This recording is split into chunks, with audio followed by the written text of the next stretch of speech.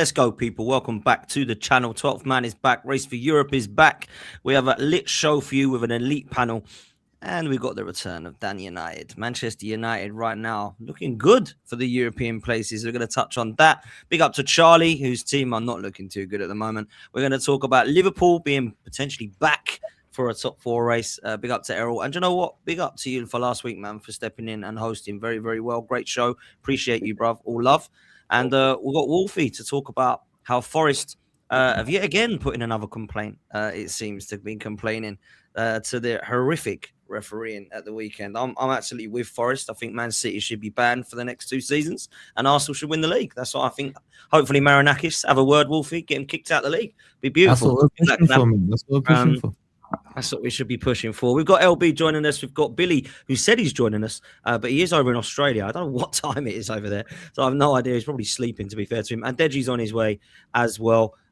Make sure you're doing us a favor, people. Make sure you're hitting like and subscribe, and you're following every single one of these guys. They put out great content regularly, so go and show them some love. Make sure you're showing the OK jerseys some love as well. We've got 12 man, 8% discount on OK jerseys. Any shirt you want, any name on the back of it as well. Make sure you use that discount as well. They've been great to us, to go show them some love as well. And if you do want to go and check out our merch, then you'll see the link in the description as well.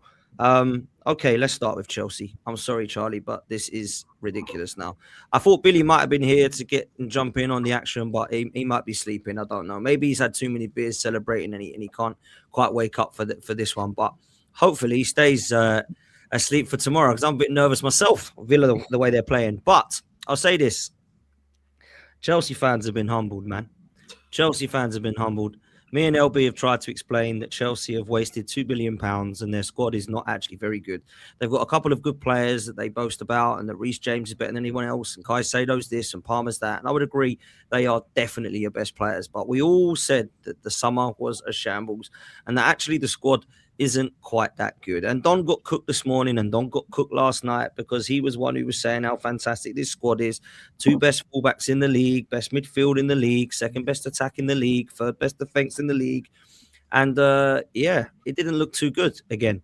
Some of the signings that you've brought in this summer have been absolutely shambolic. So let me start with Wolfie and Dan, and we'll come to you, Charlie, to get your thoughts, because I think you've been quite honest in the last couple of weeks about where you're at with this team. But your fan base, they need a little bit of a cooking, man. What are you saying, Dan? And welcome back, by the way. Thank you, mate. Thank you. I've missed this. I've come back at the best possible time, because although I've been away, I've still been here. I've still been watching the shows, and it's very convenient that you say the last couple of weeks Charlie is humbled. This has been coming for weeks, and we have listened to Charlie talk about this team, this team that, this team's got this team's got that. We win trophies. We could win this. It's absolutely champions of the world, Dan. Champions of the world. Honestly, Lewis, I think he's still in our chat. Every day he posts, champions of the world, blah, blah, blah, blah, blah. I got to ask you, Charlie, at what point did you wake up? And I'm assuming your routine is you wake up, you put the Nivea on, I do it as well. I put the eye cream on, because we're getting older. We need to look after ourselves. You get a bit of a face scrub. You get your top on. You look in the mirror. You get your aftershave. You go, I'm ready for the day. At what point did you wake up and go, this team's shit? This team's shit. Hang on, because I remember a couple of months ago, you coming on this show because you beat Wolfie, and you were like, my club this, and you listen to this, and you listen to that. I'm not accepting this humble Charlie. I'm not accepting it, because you are what you say. And for the first 3 months of this season, we heard you say this Chelsea team were going to do this, that, and the other. This Chelsea team are going to win a couple of trophies and get Champions League. I witnessed, because I went to the pub to watch it. I thought, I'm going to go to the pub and watch this. It'll be a good game. And I witnessed the second half, just capitulation.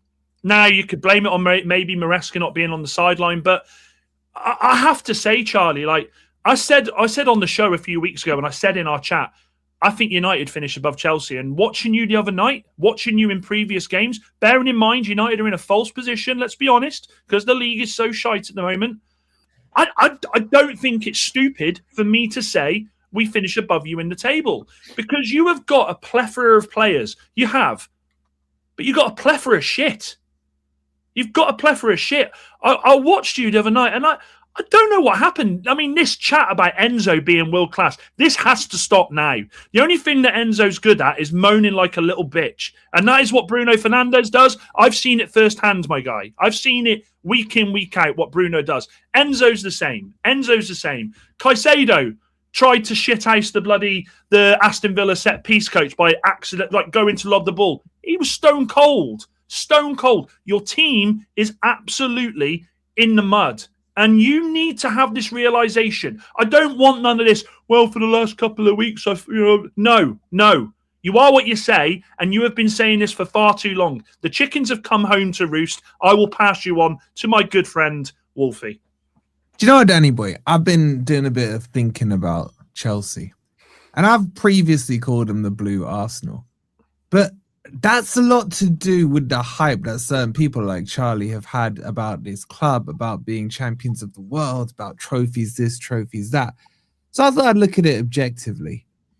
They are just shit, man. They have four players, that's it, that maybe get into other teams. The rest are atrocious. Talking about Reece James, who's never fit. You're talking about Reece James never fit, but it's been fit for well over a year. Hey, no one's told you to talk here, man. No, I'm just correcting your bullshit. So let's correct that. Okay, cool. You got what's his face, Sideshow Bob. He's all right at left back. Then you've got Caicedo and Cole Palmer sometimes. That's it. The rest of the team. Would any of you take Rory de Crap or Liam de Crap or whatever? Dodge the bullet. I'd rather take his dad. I'd rather take his dad. Yeah. Do you remember when they bought Pedro? Oh, we've snuck him into the World Club Cup. That's why we bought him. He's cooking against Flamingos, man. Look at him. Yeah, he's gonna cook this season. And then their defense and their keeper. They are so bad that they're now hyping up their keeper, who they were crying about in the summer. Like, when you deep it, they are not the Blue Arsenal. They are the Blue Spurs. Let's be honest. They are the Blue Spurs. They overhype their team and then they cry when they lose. That's all they do, man. That's all they do. Overhype the team and then try to be humble in defeat. Spurs. And what have they begged for the last couple of years? We'd be mint if we had a couple of centre backs and a goalkeeper. You spent 250 million this summer and you still not got it. No, Dan. And you still don't get it. And you'll never get it. They will never get it. They will just come season after season after season of spending money after money after money and tell us that they're this team that can go. Can you swap me and Charlie? Can you swap me in? Hey, Dan. Get him on the bottom. Get him on the bottom. Dad, you just said, what have they asked for? Well, I can answer that for you because Charlie keeps asking for us to respect his club, man. Let's not forget that. Correct. He wants to respect. Only in the big matches. Only in the big matches. Man.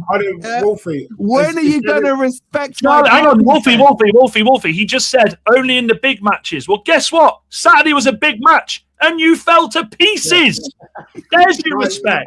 Can I chime in? It's going to be very rare that I side with Dan and Wolfie. Charlie, can you blink, bro? Because I've been watching you for the last 5 minutes. You ain't blinked once.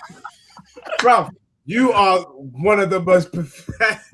Charlie, look, Wolfie is right. I talked about the spicy Spurs and why I called Arsenal the spicy Spurs. But legitly, you are the spicy Tottenham. You do all of the same things. I'm hearing Chelsea fans complaining about the board. I'm hearing Chelsea fans complaining about the manager. I'm hearing Chelsea fans after 2 billion complain about the players. Your team has no minerals, bro. That is the Johnny. Look. When I was breaking down the Chelsea lineup on the weekend, and about half the team I wouldn't have at my club, and we're in a mess. Sanchez is crap. Better than Shield, rubbish. Tosin, rubbish. Gittins, rubbish. Pedro, rubbish. Delap, rubbish. And Charlie, you've been sitting there shaking your bum like you're part of the elite when really deep down you knew you were a fraudster. Oh, no, Deji. Don't worry. No, Charlie. Don't worry, Deji. You missed it because it's okay. They're in a semi-final. That's Charlie's response. We're in a semi-final. Can we talk about this? Because this has, again, been part of my deep thinking, Dan. Okay. Have you heard this narrative that the Chelsea fans have spun this season? And by the way, I am adamant this happens. I know Charlie won't admit to it, but they get an email every Monday morning with their talking points, with their stance, with their lines that they're allowed to say and not to say. I don't know if it comes from the club. I don't know if they're all scared of Lewis and they just do what he says, or maybe it's Matisse. I don't know. But this season, the biggest narrative they have pushed is we are a cup team. Has anyone heard the Chelsea fans say that? Has anyone heard this version? But then let me ask you this question, Charles. Under this new regime, talk to me about these elite cups that you have won. Because why did you come into the start of the season telling us you're a cup team? What are the cups you've won under the new regime? You've won a friendly in the summer. Congratulations. Again, like Spurs, I've seen them win an Audi Cup. And then you won the Conference League. Bro, I've seen West Ham win that. Bro, I've seen West Ham win that. So tell me under this new regime why you are a cup team. Wolfie, let me, just before Charlie answers that question, I just legit, the only other team that I've seen celebrate the Conference League is West Ham. Look where they are, man. I'm just putting it out there because Charlie will tell us that he won the Europa Conference Leagues, and guess what, guys? They won it all. They completed it, man. Completed it. It's like Jay from In Between, isn't it? That's what they are, man. That should be their mascot, Jay. Maybe you should get Jay to take you over. Didn't he take Barnett from the conference to the World Cup in like 5 years? Maybe that's what you need. We have got stickers with all the European trophies on it with a picture of Jay's face with completed it, mate, on it. There you go. Get him in. I mean, look, it would be fair for me to allow Charlie to come back in, but LB, like, me and LB actually, we're against each other the majority of weekends at the moment, Arsenal, Man City. But one thing that we can actually say that we're together on, probably the only thing, is when it comes to Chelsea, because the amount of abuse that me and LB have received, DMs from people, we used to be the terrorists together, used to do shows on LB's channel, shows on here. Oh, you and LB are scum. You're haters. You hate my club. You're disgraceful talking about my club, Chelsea, like you do. When really and truly, I think we've been bang on, LB. Well, actually, I need to apologise because I did get a couple of things wrong on Chelsea, bro. Yeah, obviously I said that they weren't going to win the league and they'd be 15 points outside of whoever wins the title, which is looking likely. However, where I need to apologise is my prediction that Chelsea will be comfortably inside the top 5. The way it's going is in doubt. You know what I'm saying? Because these guys are struggling, mate. Yeah, they're hanging on at the moment for 5th. And if they carry on like this, they might not even get Champions League football. Listen, I think what's happened is exactly what I predicted, exactly what Potsy and many other people on his panel predicted. Chelsea Football Club, what got mad overrated based on winning the Club World Cup.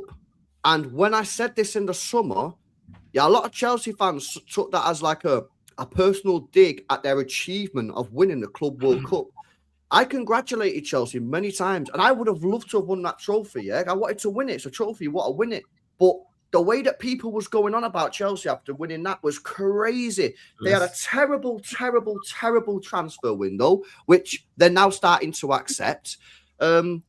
And it's just no surprise. And then what happens is, they'll beat Barcelona or they'll get a draw against Arsenal when they play with 10 men. And they'll beat Spurs, by the way. Add that. They'll beat Spurs, and then they'll expect you to be make revisionism to your predictions. But no one ever said Chelsea can't beat Barcelona. No one ever said Chelsea can't draw against Arsenal.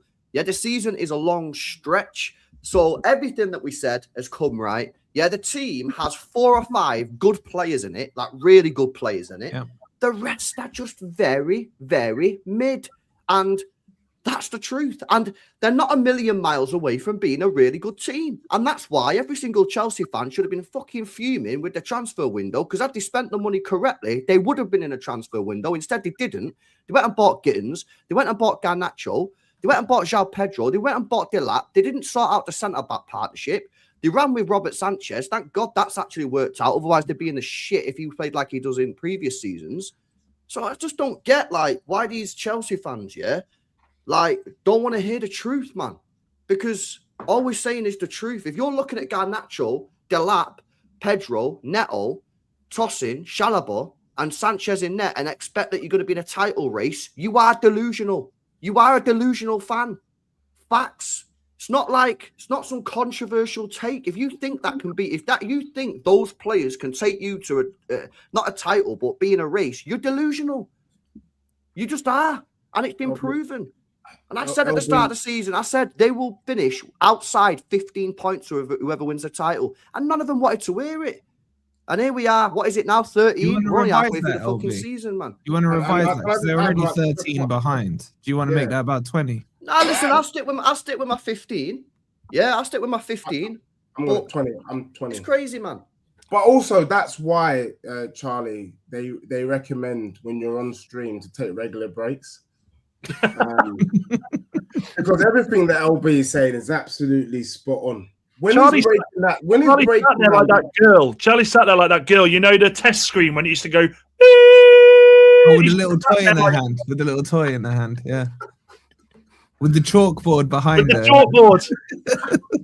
Gluco in. Your age, Dad. You showed your age. I've got a question for you, though, Charlie. On a serious note, do you think he's regressed in the last 12 months now? From this point on, we spent 250 million in the summer, and we're worse. I said it after the game on Saturday. Even like this is the thing. Like most of this stuff that's being said, I've said before and do actually agree with it. Every week, Wolfie would be on me saying, "Oh, why aren't you saying you're in a title race? Because I know this team. Because I know this team's not good enough to be in a title race. I know that the money we spent has been wasted.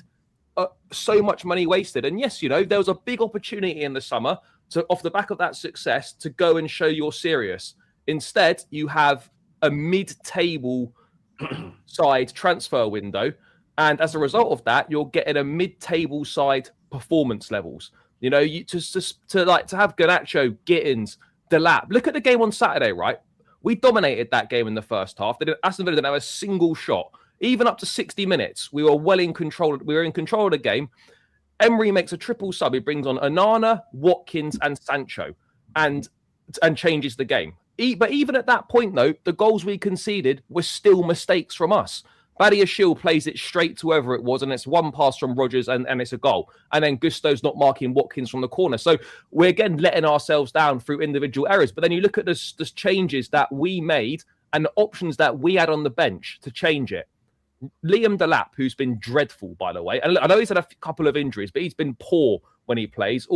He should be getting ready for the Royal Rumble next month rather than playing for Chelsea right now. All he's interested in is scrapping players, gets booked all the time, doesn't offer anything. You then bring in on Jamie Gittins, who is awful, and your other option off the bench is Esteval, who has got ability, got talent, but he's an generational.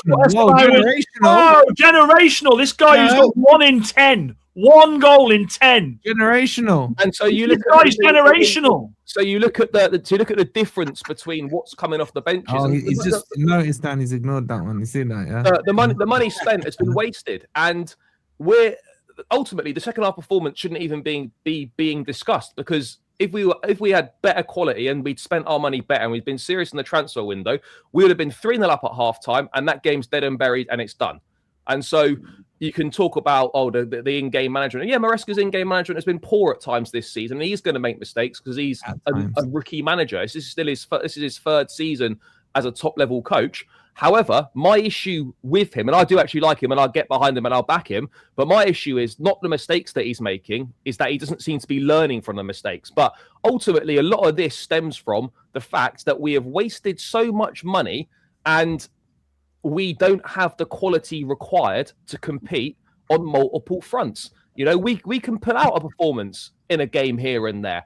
We'll beat teams who are worse, who are comfortably worse than us, generally speaking, and we can get up for a big game. But if you're looking for a week in, week out Premier League where you've got to have different types of performances and you've got to learn how to win games, you've got to grind results out, you've got to, win when you're not playing well, we cannot do that. And I feel sorry for the likes of Reece James, for Caicedo, for Cole Palmer, that we've surrounded these guys with dross. Because the next thing that's going to happen is, that these lads are going to be thinking, hang on a second, we're coming into the prime years of our career.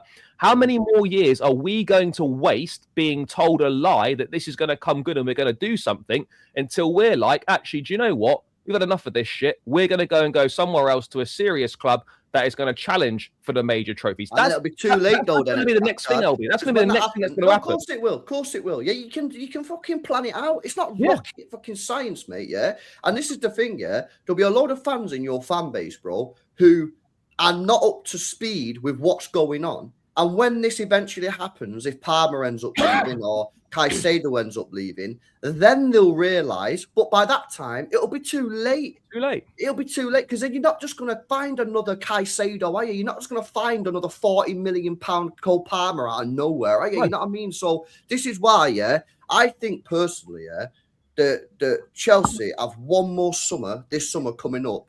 I think if they don't sort it out this summer, yeah, I think they're going to be in trouble long term. But LB, I can already tell you what the window is this summer. You've got Quenda arriving from Sporting Lisbon, pre-agreed deal, another coming in the wide areas.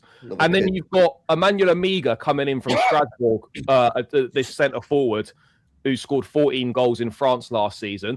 And then we'll go and get a midfield player that probably no one's heard of. And we might get a centre back. So I could already tell you what the transfer window is going to be. You don't get to do this, Charlie. I'm sorry you don't get to do this. No, this is enough. But this is no. You just said in your monologue. You just said in your monologue, this is a mid-table team. Did you not? I haven't finished yet. There's still more.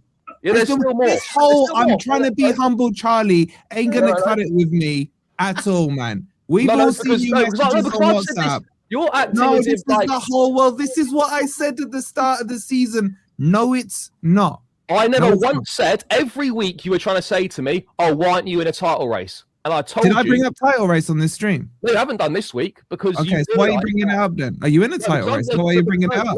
I'm making a point here where you're making a point about something that no one said. No, because I'm just. Dad, did you ask him if he was in a title race? I'm just clearing this up. I'm just clearing it up because is that tears or sweat? I don't know. What is this? Tears or sweat? Because you said to me that, why do you never say you're in a title race? Because I know this team. I know that we're not good enough. I know that we wasted. No. I want to comment on what you've said tonight. That's what I want to comment on. Please do. You've just said, correct me if you didn't say this, that this is a mid-table squad. Yeah, but I never gassed the squad up, though. Okay. When the transfer window closed in August or September, whatever the date was, where did you predict Chelsea to finish with this, quote unquote, from you, mid-table squad? Well, I had us third, but which is not, by the way, not an outrageous prediction. No. Hold on. You've just said this is a mid-table squad. Could you just define what mid-table is, just so we can clarify your understanding of numbers? 10th place. 10th place. So I've just called this squad mid-table, yet this squad hasn't changed from when the window closed, and you predicted third.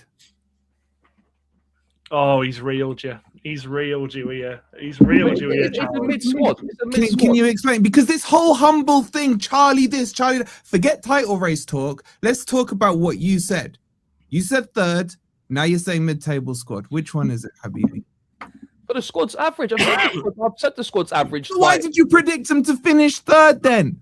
Because I thought that it would be better than I thought we'd perform better than we have done, and we haven't. And so, to be fair to Charlie, I do remember him setting the challenge that he wanted to see them improve and kick on from last season. So that's why he wanted them to be in third. It was more of a that is the bar you have to go and bring up the predictions.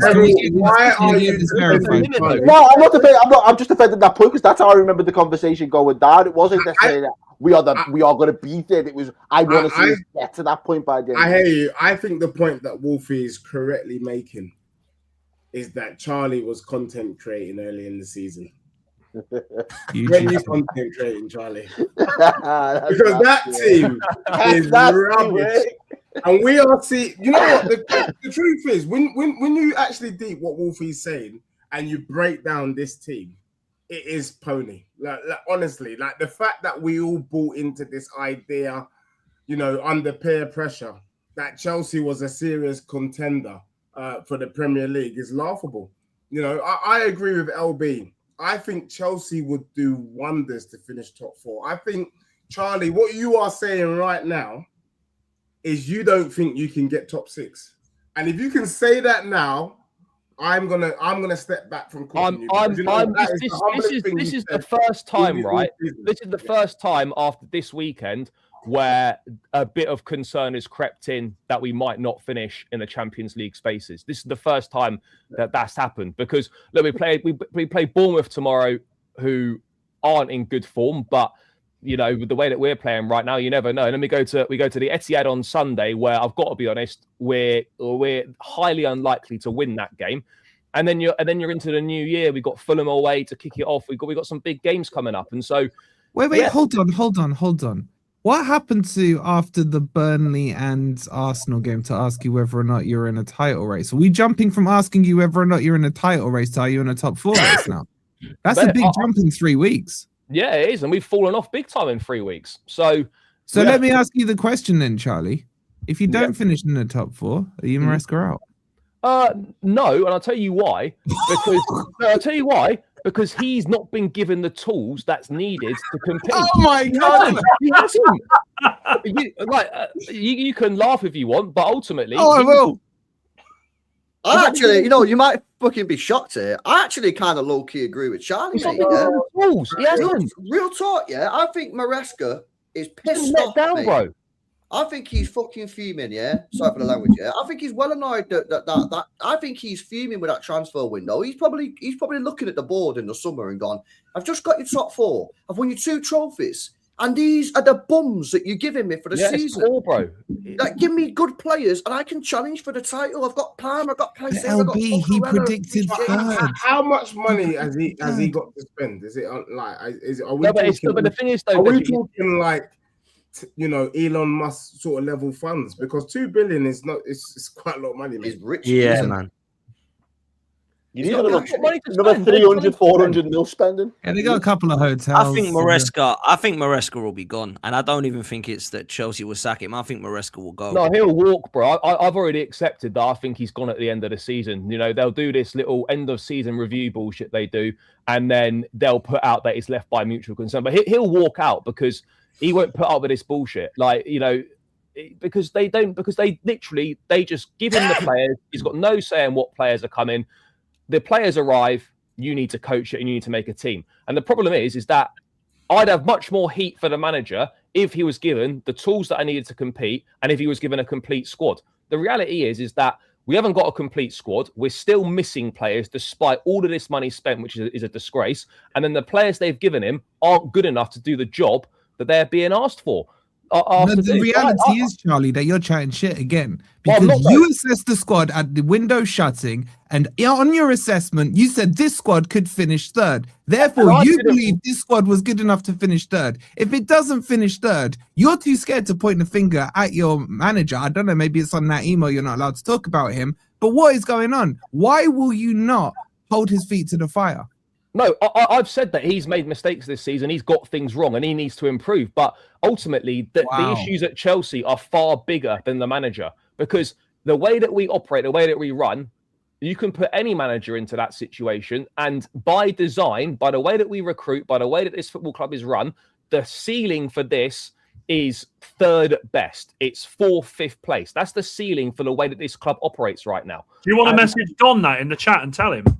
Mate, he knows my thoughts. I've never once gassed up the squad saying it's this and that. We've got 4 or 5 very good players, and the rest we've wasted a lot of money on. I think it's the biggest crime in football Premier League history that you can spend £2 billion and look at the state of that squad and think, I like 4 players. That, for me, proves you've got an ownership that are very, very rich, but have no idea what they're doing. And this is exactly what me and LB said would happen. Now, I personally do think that Chelsea will still probably get Champions League football come the end of this year, but it does need to get better because it ain't looking good right now. But let me, before I move from Chelsea, Charlie, ask you this. We've got you in the Carabao Cup. You're not confident at the moment. Are you confident that you're beating us over 2 legs, though? It depends how seriously you take it. Because if you kind of, like you've done with Arteta in the past and sort of discard the cups for So you're relying on Arsenal not taking the cup serious to get to a fucking final. Right now, is that what you just said? Yeah, because we're not playing well right now, so it might have to come to that. Charlie. If it, I don't know. I wouldn't be feeling confident right now. I don't know how you talk out the same two different sides of the same asshole, Charlie. I really don't, man. No, champions of the world. No, cup team. Depends how Arsenal take it seriously or not. No, but it's a tough task for us. Well, let's not make no mistake about it. But I feel if we can play to our best level, then we've definitely got a chance. But again, a lot of it will depend how seriously Arsenal take it. If Arsenal take it serious and over 2 legs, put their best team out in both games, then I think that's going to be difficult for us. Chelsea. This is something I'd expect Burnley to say or Fulham to say. You can't come out and say, "Oh, it depends on how serious Arsenal are," Charlie. Well, I'm being honest. I'm not going to sit here and say, "Oh my God, we're going to smash them over 2 legs," because I'd be lying. Wait, Charlie.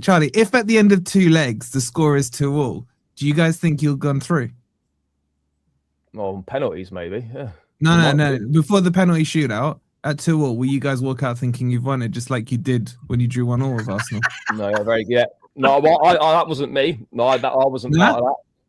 I just want to check. There is a penalty shootout. Yeah, I'm fully aware of a penalty shootout potentially. Yeah. Sure I was actually going to say that. I was actually going to say you already did beat us this season at Stamford Bridge 1-1, but Wolfie got there first. But What, are you confident about a semi-final? I think we'll beat Chelsea over 2 legs. Yeah. Yeah, I think we'll beat. Stamford Bridge is not as scary as it used to be, and I do feel like we're better than Chelsea, and I think we've got a squad that's better than yours, and I think we'll get to the final. Don't know who we're going to get in that final. I have to speak to LB and Pete about that, but I do think that Arsenal get to the final. Yeah, I think the 2 legs favours Arsenal. I think we should. I think the way it's fallen as well. I think LB playing at the Emirates second leg is a great. I'm happy with that as well. I think Chelsea's best bet in something like it's a one-off game, where Palmer, Caicedo, Cucurella, and Reece James turn up, and it's like boom. But over 2 legs, you're asking a lot because, like I say, I feel like them 4 players are carrying a lot of average players. Yeah, might be able to do it off a one-off game, and they did it against a one-off, even though they drew the game. They did it on a one-off game against Arsenal, but 2 games, you're asking a lot there, man. No, it's a big ask. It is a big ask. Can I ask you, Charlie, quickly, your thoughts on Enzo? Because I think he gets away with a lot, man. I don't know another £105 million player that, like, Rice was getting a lot of shit start with everyone shut up because he's obviously ridiculously good. Caicedo, fair play, but Jack Grealish was getting a lot of stick, and he actually won a lot with Man City, to be fair to him, and he was £100 million. I think Enzo, I don't know, he seems to get away with it. I don't know where this guy's been hiding. I don't know what he does. I know Johnny Minerals calls him a traffic cone, and no Chelsea fans like that, but I don't really get what he does, what his position is. He's supposed to be a creative midfielder from my understanding. I'm not sure he's doing much creating. And I don't know, man. What are your thoughts on him? Look, I do like him. It's lacking a bit of consistency. Obviously, in a pivot in midfield, it's perhaps not his best position. But when he's been pushed a little bit higher up the pitch, or when he's in a 3-man midfield, he looks a lot more comfortable, a lot better. Last season, he was very good. He got 26 GA from midfield, which is a very, very good return. He's had some good games this season, but there's been certain games where he hasn't delivered. And we need that level of consistency from him. I think people have, and look, rightly to a certain extent, because of the money spent on him, have very, very high expectations, where if he's not like perfect every game, people will say that he's awful. Like, I don't think he's awful. I think games do bypass him sometimes. I think in a 2-man midfield, he definitely gets a bit more exposed than he would in the 3-man. But I think I like him. I think he's an important player for us. And if you look at all the big games that we've won, he's part of that team, and he's always in the team. I do think that he probably would have played a bit less if Lavia had been fit. If there was a genuine alternative in there, you could maybe put Lavia in alongside Caicedo or something like that. I do think he perhaps would have played a little bit less. Charlie, what did you say GNA you got last season? 26. 26. Okay, well, just to let you know, 12 of that was Club World Cup and Conference League. So I'm kind of that doesn't count. Right. All right. No, I'm just saying you're gassing him up, but he was playing Tesco FC. So I'm just. No, but still get into Arsenal's team. You still have to do it. Charlie, does he get into Arsenal's team? Do what? You still have to produce against what Australian teams? No, there's no Australian teams. I'm just saying. Enzo doesn't get into Arsenal's team. I'm not having no with Rice or Does he get into Liverpool's team? I'm not sure he gets into Spurs' team. He doesn't get into my team. He definitely does, Dej. Your midfield is dusty, bro. I think that's the only one they do get in. I don't even know if he gets into Forest at the moment with Elliot Anderson playing. Forest. I don't know if he gets into United's. And you're gassing him up. I like this player. I think he's for a pile of shit, man, with fucking over-whitened teeth. Like, that's where all the money They went. got him and Garnacho now with that. Honestly, them pair are walking, talking turkey boards. They are for those. They love it. They're on commission. Look, man, we got to move. But big up to Charlie as ever. Billy was supposed to jump on, but look, I guess he's sleeping over in Oz. I don't blame him, to be fair. It's probably silly o'clock in the morning at the moment. But big up to Billy. Let me move to the title race because obviously Arsenal have got Villa next and they're on fire. One of the most informed teams in Europe, believe it or not, right now. Aston Villa is absolutely mad, the stuff they've been doing in the last 10, 11 games. And I'll bring City and Arsenal both into this because we're both going for it at the moment. Some people favouring City. Some people are still believing Arsenal just keep getting across the line, and that's a good thing. But if Aston Villa beat us tomorrow night, which they've got a good chance of doing because they're playing very well, I think they beat you. Are Villa actually in this conversation? Bro, you could be third by the weekend. If Villa beat you and City win, you could be third. Exactly. Can I quickly make a point, and I have to take a call, and then I'll be back. I think I don't like the fact that people are skipping over a few factual things, and maybe I've taken a leaf out of Wolfie's book and Dan's book. I've been studying Arsenal's last 6 goals. Out of your last 6 goals, 5 of them have been on goals, and there's been 1 pen. Like I don't know about you, but that screams not sustainable in my world. You can't go the rest of the season relying on the opposition to make a mistake for you to win the Prem.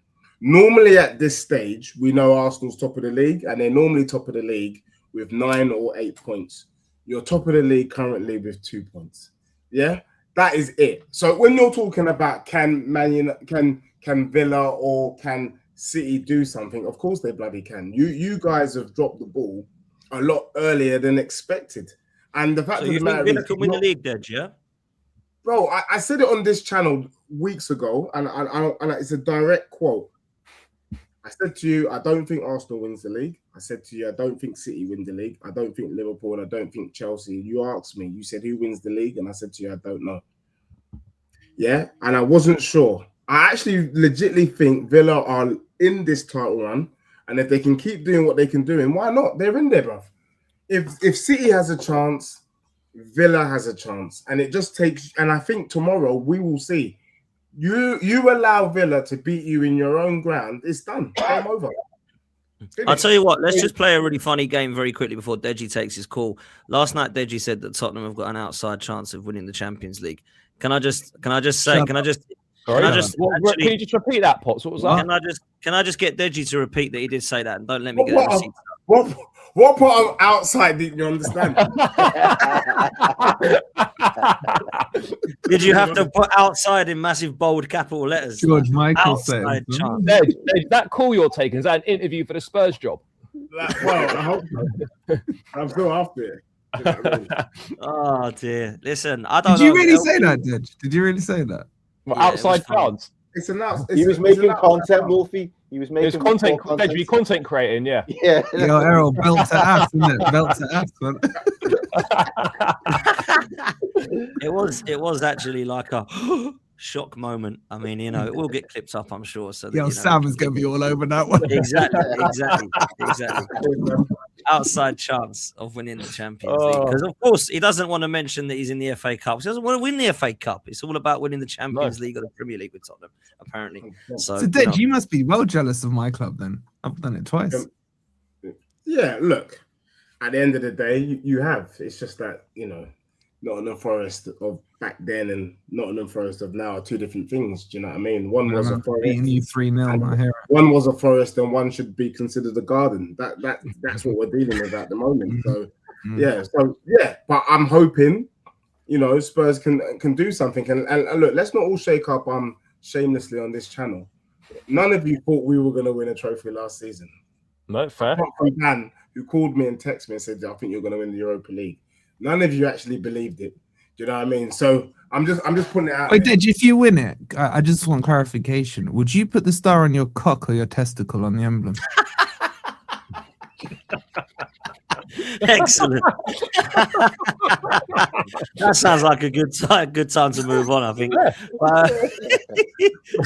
Look, man, this stuff Deji's saying about Villa, I actually do think that if they beat Arsenal, people will be talking about that. Now, I think that Villa will comfortably get into Champions League football the way they're playing.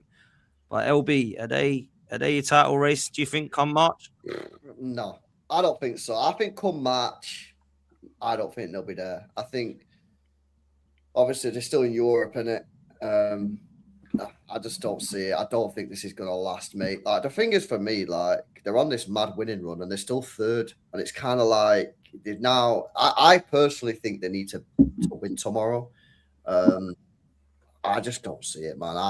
I don't think they've got the squad for it, if I'm being honest with you. I think that a lot of the games they're winning with screamers, like good, like fucking mad goals. Like, I watched the United game. I watched them against Spurs. Like, this Morgan Rogers guy's just like bagging mad goals, and I just don't think it is sustainable. Now, some Villa fans will maybe say, well, it is sustainable because we're on a fucking 11-game winning streak. Fair, but can you carry on doing it? I just don't personally see it. If they win tomorrow, then I think you do have to start taking them seriously. But the answer to the question is no, I don't think they'll be there come March. They then need to go and have a window in January like they did last season where they get like they got Rashford and Asensio who both made big impacts. If they're serious, then they need to go in January and they need to find a couple of similar signings with a similar level of impact.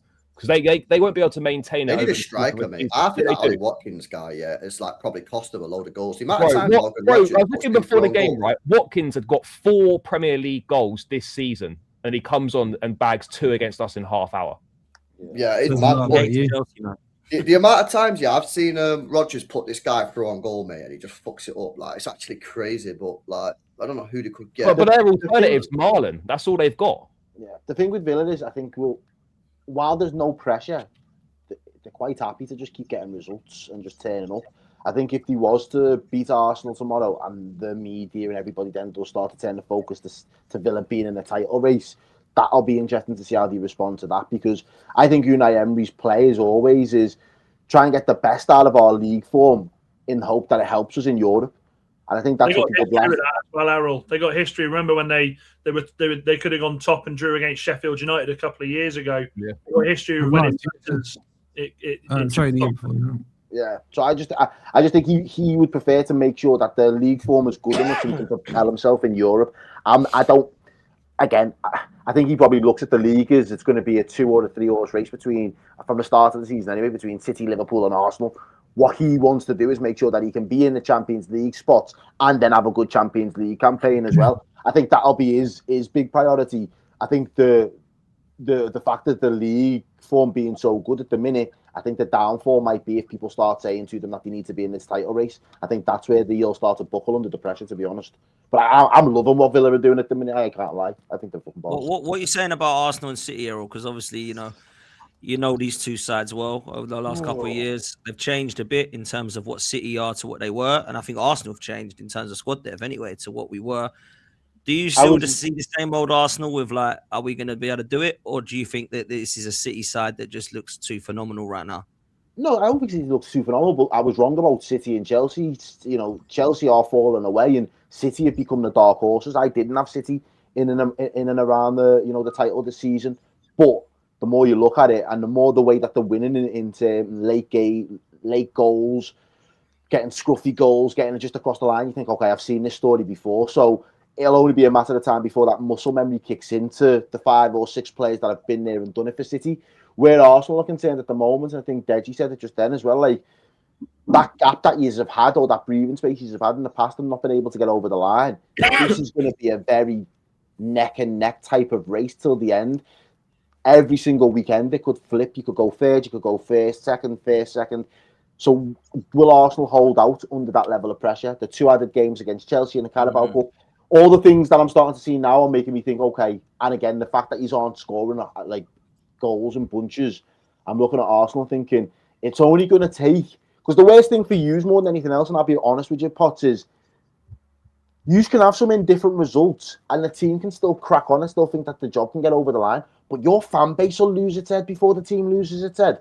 And the second that your fan base go on a meltdown, that seeps into the club, and then all of a sudden the players feel it, and then they start to drop the levels, and then it's like a self-fulfilling prophecy that you have shit the bed before you even had the chance to shit the bed. And I think that's where you've walking the tightrope. If you've got the results against Villa, keep getting a couple of results and then beat us, I think that'll give the players the confidence that we can push it as far as possible. If they don't, it's your fans that you've got to be worried about, lad. Your fans are going to be your biggest downfall. Remember at the start of the season, right, when we were saying about Liverpool, they won their first 5 games, but they were getting away with it. A lot of last-minute winners, a lot of We're here now with Arsenal. Yeah, that's what I'd say. That weren't sustainable. I think we're there with Arsenal right now. Arsenal's football, they found a way to get results, right, and that has to be admired, and that's what you've got to do to win a Premier League title. But their style of football and the way they've been playing has been terrible over the past few weeks. And for me, that level of playing, that is not sustainable to keep picking up results like that. What is it, 4 own goals or whatever, 5 own goals in the last however many games. A lot of games now are much closer than they used to be. They're not killing games off. Games are suddenly becoming very nervy that should have been put out of sight long before, the last sort of 10 minutes or whatever. For me, I just feel that I know Arsenal have only lost 1 game this season. They have been the best team, right? But they're only 2 points ahead of City. 2, sorry, yeah. They're only 2 points ahead of City. I feel like Arsenal have got a bit of a dip coming, and this is just the precursor to that. I'm not saying it'll be as big as Liverpool's drop was, but we've seen this before. This shit's not sustainable. The only thing I'll say is, go on, Wolfie, go on. I was just going to say, that's so agenderist. So basically, from what you've said there, if Arsenal aren't winning every game 5-0, they're not going to win the league. No, I'm not saying that. What then? There's been what many. What your club used to do? What did your club under Jose used to do? Exactly. Sometimes you have to ride your luck. No, I agree, but my point is that is not sustainable. What they're doing. No. What's not sustainable is these agendas, because again, to be fair to Charlie, how many times did Chelsea get leagues wrapped up by Christmas, and you knew from Christmas onwards into January that it was only going to be Chelsea that are going to win this league? 5 out of 5. We've been top at Christmas 5 times in our history, and every single time we've converted that to a title. Arsenal have been top at Christmas 4 times and have converted it to 0 Premier League titles. Okay, fantastic. But my point is on these agendas, because it's not an agenda, it's facts. No, it is an agenda, because a month ago you're sitting there saying set piece FC. This isn't sustainable. So they've scored a different way, whether you like own goal or penalty. You haven't sustained why aren't we still hearing about set pieces? They've got own goals now, so they've not sustained the one thing that Charlie said that wasn't. Okay, does the own goal count less than the set piece goal? I'm not saying it doesn't, but the point that we was making when we saying it wasn't sustainable was based on the fact that it was the high volume of set pieces. All of a sudden, the volume of set pieces have gone down as well. And they're still winning. You know what's wrong with the set piece FC stuff. But that's fine, because he's saying it's a precursor to a dip in form, and that might not be wrong. No, let me look at it. Let me look at it from a slightly different. They're not playing shit. They're doing fine. They're not playing 5-0 worthy football, but they're doing enough to win the games. Liverpool, when you went on your 5 out of 5, you stunk it worse than Arsenal did. You got lucky in those. Arsenal got lucky in the Wolves game. Like, that's the one I'd say they got lucky on. The others, you couldn't really say they didn't deserve, or you wouldn't be surprised that they won it based on how the game went. You lot are just doing too much with this Arsenal thing. It just shows me your audition to be past your audition to be an Arsenal fan with flying colours. The Gyökeres prop a few weeks back, and now this lovely rendition. Well done, mate. Well done. I get it. The I know you hate City, you hate Chelsea. You're now siding with Arsenal. I get it, mate. You've passed your. I don't care. I've said flying colours. Well done, mate. Well done. But I'm not going to come to it with an agenda. You've passed your Arsenal audition with flying colours. Well done. Let me ask you this then. So, have you seen enough from this Arsenal team this season, and given the points that they're currently sitting on, to say that they are going to do better than they have in the previous 2 seasons? No, I don't think Arsenal will win it, bro. But I don't think they'll win it. What's wrong with the criticism that we're giving them? Arsenal won't win it because they're scoring own goals. No. That wasn't. You're reducing it to that. That's what you're reducing it to. That's not what we're saying. You just literally said that, Charlie. You said Yes, but he's reducing the point to like very simple. So, okay, then take the own goals out of it. Let's rewind. Why aren't Arsenal going to win the league then? Because that's the first thing you said was own goals. It's not sustainable. Tell us the firepower. They don't have the firepower up front, in my opinion. That's what I said to Potsy at the start of the season. If Arsenal don't win the league, I think that's why they won't win the league. I don't think they've got the firepower. I don't think firepower, mentality, and manager. They're the three things that'll and again fan base. And you can throw fan base in there as well. Those four factors for me are to be the death of Arsenal's season at some point. Let me look at it. Let me look at it very slightly differently, right? Because as much as I agree with a lot of what's been said about why Arsenal might not win it, is it sustainable? We don't know, but it doesn't look great. I'd rather it be more convincing. Is the manager right? That's a whole different show, but you know my thoughts on that one. But I think what we're doing here is we're talking like this is the best that Arsenal can get. They ain't going to get any better, and this is all we're going to get. And actually, I think we will get better. Oh, I hope we get better because we should get better. I've seen Arsenal play better, and we've got players out. And it's not an excuse because everyone gets injuries, and we do have to investigate why we're getting so many injuries. 19 out of 25 is crazy for me already, but we haven't noticed it because our squad's been good, right? When I look at the scenario now, Gabriel coming back, Timber coming back, that's on top of Saliba now, who's back. Calafiori's out, but we've got Nkapie, but he would be coming back as well. Rice and Zubimendi playing with Rice in the middle, not at right back like at the weekend. We've got Havertz to come back. People might laugh, but right now it ain't working with Gyökeres up front, and at least he did score some goals for Arsenal. Saka has to get better because he cannot stay in the way that he is. Ødegaard has to get better like he was at the weekend because he can't stay. Eze, Madueke, Marino, Martinelli, all these guys that are now coming on as subs, not starters. I think Arsenal will therefore get better. Now, it doesn't mean we're going to go walk the league. It doesn't mean that we're going to go win the league. But I do believe that we're looking at this as this is the best Arsenal can get. They cannot get any better. So because they're already everyone's scoring the goals for them, Manchester City are going to win this league. And you might think Manchester City are going to win the league, but I don't think that's the reason why. I don't think it's because everyone's scoring goals for Arsenal. It's the only way they can win games. I think Arsenal will get better because it was only about 3 weeks ago. People were going, shit, I thought Bayern Munich were winning this Champions League. They've just got blitzed by Arsenal.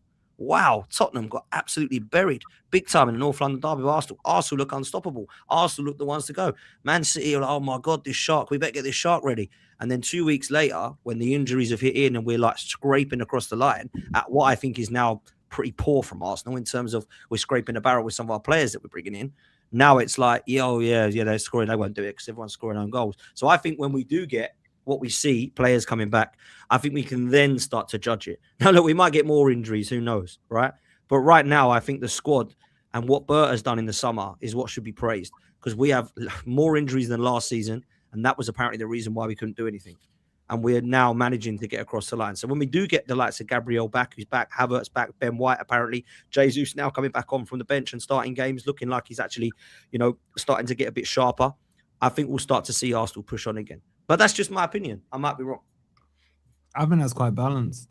And that's, I would say, a footballing opinion, not an agenderist opinion like Charlie was trying to put across. No, it is. I'm sorry, Charlie. It is. No, it's not. No, you're not doing it because you know it's true. Like I don't think Arsenal will win it because I don't think Arteta is good enough to take him over the line. But this doesn't mean that Arsenal won't have, But isn't that your agenda, though? That should be your agenda from day dot.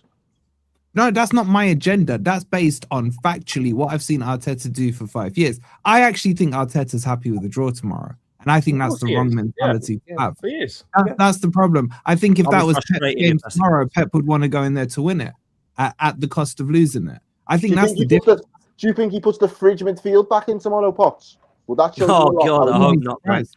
No, I do think he'll go with Rice, Zubimendi and Ødegaard. I do. I think the fridge midfield happened because Ødegaard was out and injured. And there was a who plays in that attacking midfield role whilst he's out. Do we go for an Eze or do we go for an Ethan or do we go for Marino? But to be fair to Marino, he's actually done all right. He's been good. Yeah, he has been, man.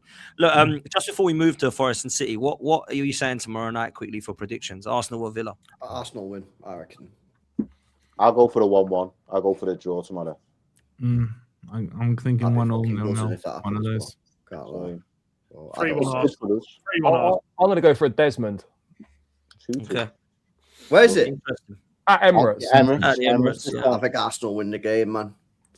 I'm hoping if we win it won't be like a convincing one. I mean, they've got Cash and Kamara out. I know that people will laugh at that, but they have actually been two of their better players. But the thing with Villa is they just find a way of staying in a game, and then they've got players that can produce. Emery's record, Charlie, is so good as well. Emery against us is so good, man. By the way, just brief. Why do Arsenal fans hate? I don't say you, but why do Arsenal fans hate Emery? because he didn't win a trophy with them. Because he didn't win a trophy with us and he didn't win us the Europa League. If I'm honest, I think it's the people that hate Emery are the ones that love off Arteta, if I'm honest with you. Because I don't hate Unai Emery. I think he's the second best manager in the league. Would Arsenal win the league this season with Emery? Much better chance. Agreed? I don't know. The only thing I'd say about Emery is I don't think he's got it across the line either in the Premier League. So as much as we can say he's a brilliant manager, he's brilliant with a team like Aston Villa, Villarreal, Seville. I know he won the league once with PSG. But... The underdog situation. Yeah. Not even the underdog, just a good side, like a decent side. I think Emery is perfect. And I think actually Villa have got an exceptional appointment there. And I think that's good for everybody. I think when he did take over Arsenal and PSG, I mean, you can't really not win the league with PSG. He managed to do it somehow. But then he did obviously win it once with them. But then when you're 5-0 up against Barcelona and you lose 6-5, the pressure gets to you a bit. I think it might get to him a bit more. He hasn't been able to, funny enough, win it with them. I think he can go to a big club after Villa, though, now. Maybe. Yeah, like Man United, like Man United, maybe. I can see him as a boss at Barcelona or something. Like, I can see him taking the Barcelona. Emery is the second best manager in the league. Yeah, I'd have him. I'd agree. Yeah, no, I agree with that.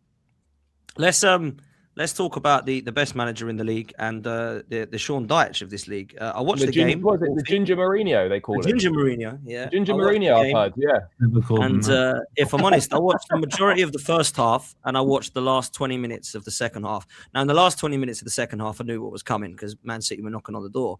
But in the first half, I was actually quite impressed with Forest. I've got to be honest with you. And I think that Gibbs White should have scored. There was another chance from Milenkovic. And then there were some decisions in the game which Forest are now making complaints about again because the refereeing and officiating was apparently shambolic. So, Wolfie, how did you see it, bro? I'm not going to crash out on LB because he's the only honest City fan I spoke to. We spoke at half time and our assessment of the game was very similar. I thought Igor Jesus was giving hell to their two centre-backs. Gibbs White, I've told you guys about this guy. He can't shoot at all, full stop. He didn't even connect with that ball in the first half. Absolute sitter. And but in the end, City's quality and in specific their best player shone out in Rob Jones. He absolutely shone through for them in that second half. Bottled a decision 1 minute into the start of the second half. Clear second yellow card.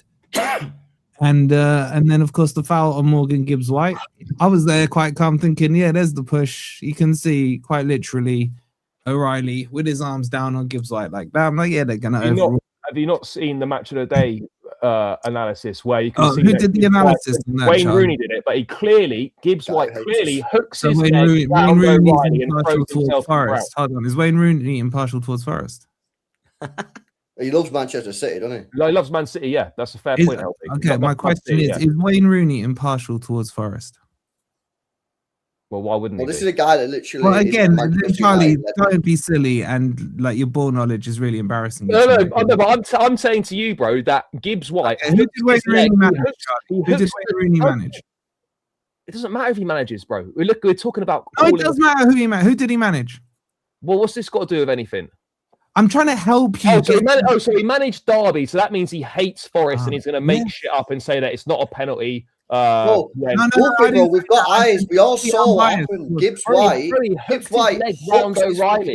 arm around O'Reilly and it brings him down because he's trying to win the foul. White hooks his arm around O'Reilly. It doesn't even matter. He doesn't even go to him anyway. So why O'Reilly puts his arm in front of Gibbs White. It's literally got nothing to do with the goal, bro. It's got nothing to do with the goal. Does the ball go to it doesn't matter if he's fouled, it doesn't matter. Does O'Reilly head the ball in any way? Let's not forget Moreno's shirt was ripped in any way. No, he's not. No, he's not. It's got nothing to do with it. Not my problem you leave Ryan Cherky on the edge of the box. No, that bit I agree with, but Gibbs White was fouled and Gibbs White was recovering up. How about take some responsibility? How about take some responsibility? How about you? Nottingham Forest are the biggest bitches in the Premier League. They moan about everything. Complaints. How about focusing on fixing up on the pitch? Okay, how about you stop being a hypocrite? How about you stop being a hypocrite? Okay, have you ever complained about a refereeing decision? You sent letters to UEFA about Crystal Palace. You're moaning about refereeing decisions. You banned Gary Neville from the ground. You're the biggest crybabies in the Premier League. Stop being a hypocrite then. You're crybabies, bro. You Facts, stop being a bro. hypocrite then. Have you ever complained about a refereeing decision against Chelsea? Ever? Yes, but we don't write to fucking PGMOL every single So week. maybe you crying like should. little Maybe you babies. should, because then you're just being a little bitch and you're just saying, "Oh, I'll complain and complain and have nothing get done about it." At least my club stands up against the corruption that we're seeing. How about If the stand other up clubs against stood up Morgan Gibbs White? alongside- How about fine him for not putting a ball in from 4 yards out? How about that? Bro, I'd have sold him for not putting that in. How about release a statement on Morgan Gibbs White? How about you sit here fine and him? admit Diaz should have been sent off? I already thought he was mad lucky not to get sent off. I already said Okay, it. there you go then. So you're agreeing. The corruption is there. Yeah, There's and biasing towards you Man gotta hold City. that. Hold that, Arsenal right. have no chance of winning this league. Forget all the reasons Errol said and Charlie said. What, even While though Man City Everton is should have had a still penalty sending last all week. these refs off to Dubai and paying we'll just for forget them and putting them in the Everton should have had last pocket. week, all right? We'll just forget about the. Let me ask We'll you just forget Potter, about that. a quick question. Pot, in the event that City was to win the league this season, yeah, but then the 115 comes through and you got docked the points, are you celebrating if you get the league by default? I'm celebrating with them. I'm probably going to be shameless because I'm so starving, but I wouldn't appreciate it. I wouldn't appreciate it. Wouldn't feel like a win, but I'll take it. Is what I'm trying to get at. I think after this weekend, ain't 115 is 117 now. After those two absolute criminal offences that we saw on pitch, right? It keeps going up, man. Exactly, it keeps going up. But will there be repercussions? No, they're just gonna put them in an even more luxurious hotel when they take the PGMOL out to Dubai this summer. Like, why is that not being talked about? City literally pay for all the refs to go out for their training. Look at all this deflecting to refs, deflecting away from a poor Forest performance, another loss in your 7th. You think that was a poor Forest performance? I dare anyone on this panel to say Forest didn't play well. I thought the Forest performance has been a little bit overrated, bro. I can't lie. Yeah, I thought you put in a good shift. You worked extremely hard. Igor caused a little bit of problems for our centre backs, but ultimately didn't really result in that much, to be honest. First half, you had 2 shots. I mean, your XG was 0.55 in the whole game. But I think it's just been a bit overrated, to be honest. I don't know, LB. I'm going to say that's a bit harsh. I'll tell you why. 2 shots in the first half. Huh? They had 2 shots in the first half. No, but in terms of the overall, what I'm expecting from Forest, I've got to be honest, and this is nothing against Wolfie because I love more than 2 shots. You had 0 shots on target in the first half. Bro, I'm not the one sitting here. Our performance, I think that's one of our worst performances. On an attacking thing. Why didn't you say Forest were good defensively then? Because we were. Yeah, I thought defensively structured, you were all right, but we still could have but you're scored. calling it average. You had 0 shots on target. I'm not sitting here gassing up my team performance. I think that was probably our worst performance in about 6 weeks. You're not. Yeah, you're dismissing my team's performance. Football isn't just about attacking, man. If you're gassing that up as a good performance, yeah, then I think you've been watching a lot of shit then this year. You must have. I don't think it was that good. I have been. Yeah, I can see that 2 shots in the first half. I can't say that I watched. I can't say that I watched minute 0 to 90, but I watched a lot of it, and I didn't think Forest was shocking. To be fair, I didn't think Manchester City were massively convincing. I thought Cherky was ridiculously good again, but that's because he's been ridiculously good signing. I said to LB earlier on Saeed's stream, I actually think the summer of Man City has not been spoken about enough. It was an excellent summer for them. Like, let's be real, I'm a big fan of Reinders. He's starting to turn it on again. Cherky's been absolutely ridiculous. You've got obviously what's his name in goal, Donnarumma. And that's why I think if you've got the scenario of Manchester City winning the league, I don't think it'll be a shock because they've had a good summer on top of the fact that Haaland and now Foden, who's coming back into the mix. And again, I know... And they're adding Semenyo as well, Potts. Semenyo to come into the mix. Well, look, I was going to mention that. I think Rodri as well is back on the bench. He's going to come back. I don't know if he's going to stay fit, but when he does stay fit, that's bad news for the league. But the difference is, so about this Rodri thing, when Rodri came back at the start of the season, City fans and Pep Guardiola still didn't fully trust Nico Gonzalez at that point. Yeah, because last year he was all right, but it wasn't great. So Rodri at the start of the season was straight back in the team. Yeah, for obvious reasons. But since this last injury, Nico Gonzalez has been mega, so we don't need to rush him back into the team. Yeah, apparently Rodri's been fit for like 3 weeks, bro. We've just been like keeping him back, chilling because we don't want to rush him back. So it's not the same, man. So Semenyo coming back is great. City signing Semenyo is great. I think it's a great signing for us. I think it adds real quality because he's better than Savio, he's better than Bob. So that's and he gets goals from the wing, which is great. So bro, I can't lie, man. I think we're right on it, man. on an 8-match LB, Semenyo doesn't win you the title. I think he can. No. I think he could add goals, which could be very important in the title. Yeah, I think he's a squad player. He's the third top scorer in the league this season. He's got 9 goals. So he's had a massive dry patch until the other week, man. I think Semenyo is just a squad player. Do you want me to tell you how many goals? Don't do this yet. I don't want to crash it on my own plays, but do you want me to tell you how many goals Savinho's got in the Premier League this season? 1, 2, none. I think he's on a bagel. Or he might have 1. He's got no Premier League goals. Bob's got no Premier League goals. You're telling me that's not going to make a single bit of difference? I didn't say it won't make a difference. I said he's not going to win you the league. You win the league without Semenyo, is my point. Yeah, but I think it helps us win the league for sure. As a squad player. But if this is going to be the marquee signing of the transfer window, this is a dead transfer window.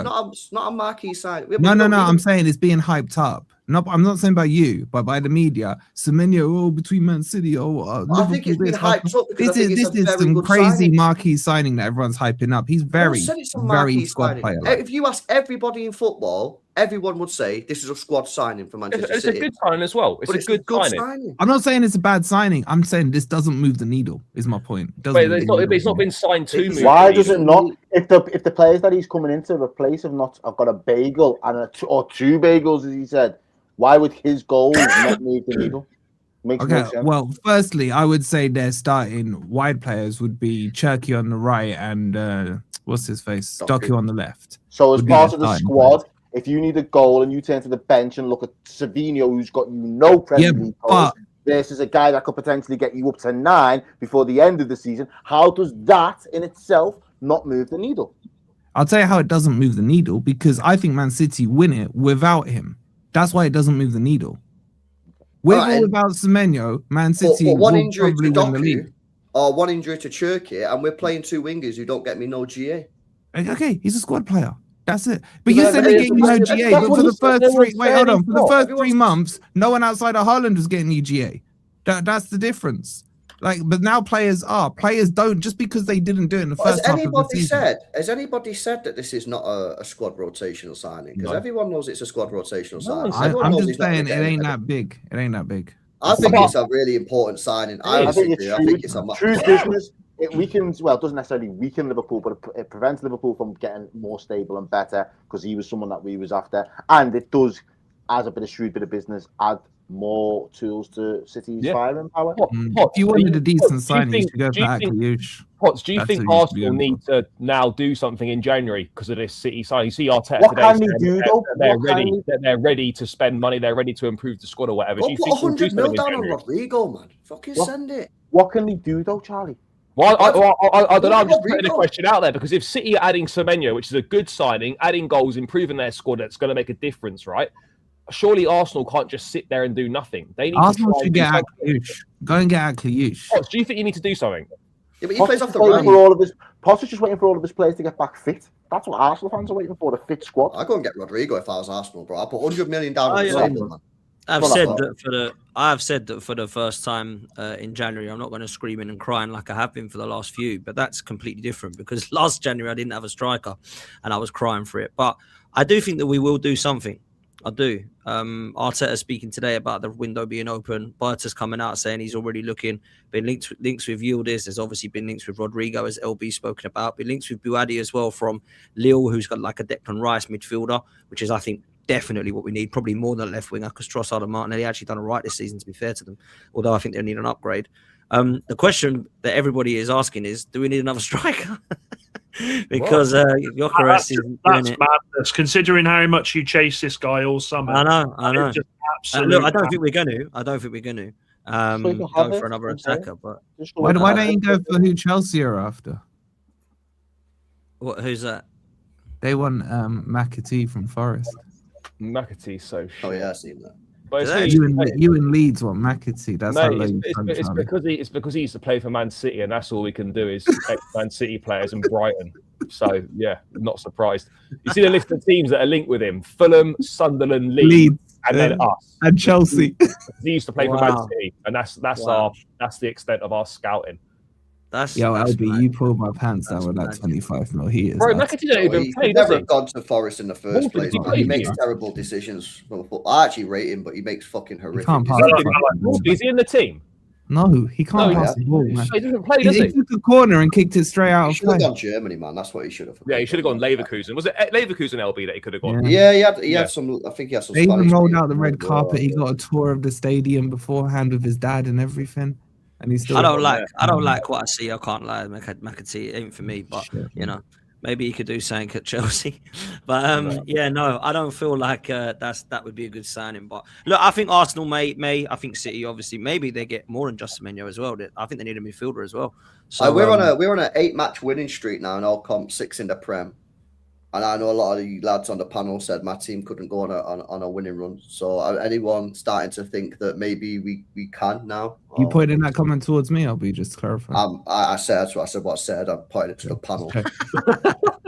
Well, Wolfie said that Man City are going to win the league from day dot, to be fair to him. So it won't be Wolfie. I admit that I didn't see Man City. I wasn't here, so you can't. Yeah, MIA, man. when Man City Can I lost ask Brighton you a and quick Spurs, I question? said, they ain't going to. And then when they signed Donnarumma, I was like, now they might have a chance because James Trafford ain't winning the league. That was quite obvious. And I think we saw that against Brighton and Spurs.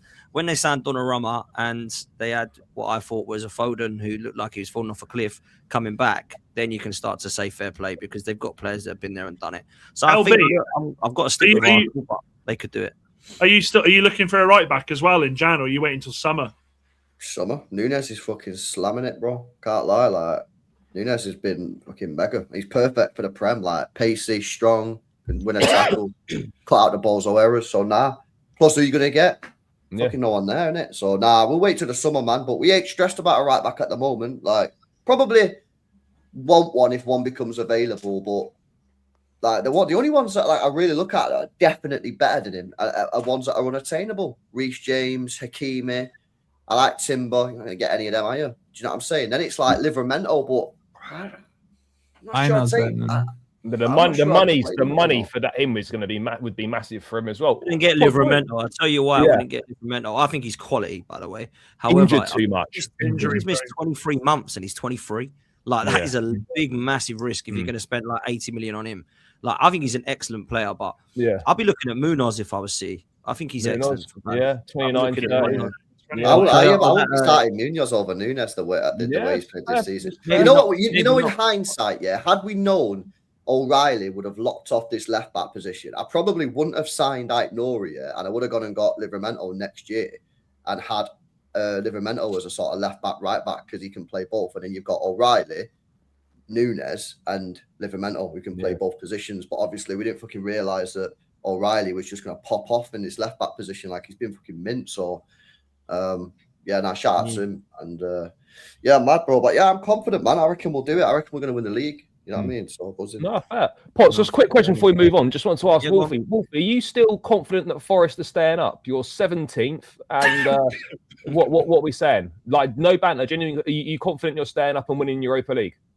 Bro, you know Lawless. Yep. Have you seen his hair? There is no hair. Yep. Okay. Next question. No. What have I got to worry about when I've got Lawless, man? I literally sent him a double agent manager there, man. As an insurance. I think the three down, man. Yeah, I think you're lucky there. I'll tell you what. I'll say it again. Just like I said at the start of the season.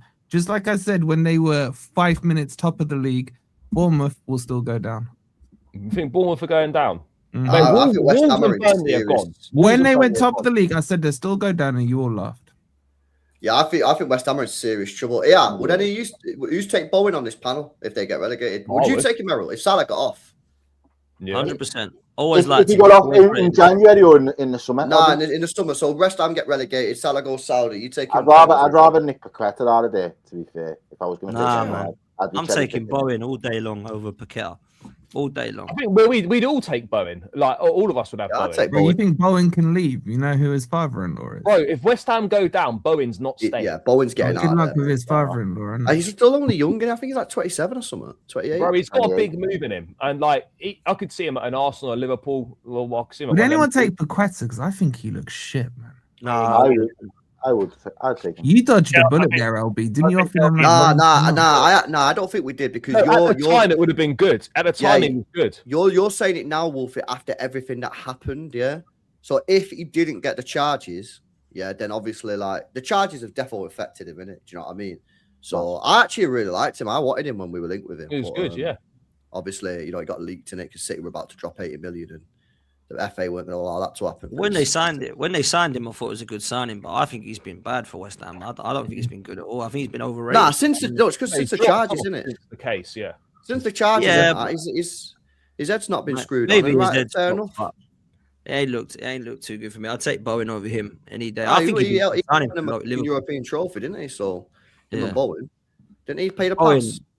Yeah, Bowen played the pass, or did he score the goal? Nah, Bowen scored. Paqueta that played him in, yeah. I think it was Declan Rice. No, I'm joking. It wasn't. I said, yeah, I think Newcastle should have gone for Paqueta in the summer. I said it all summer. I think it was the most obvious transfer. Bowen as well, by the way. You could see Bowen at Newcastle would make sense if they West Ham go down. Yeah, and he went and spent 50-odd million on Alango. What's all that about? Yeah. By the way, are we going to let Pete get away with it? Because Newcastle are seriously dusty, bro.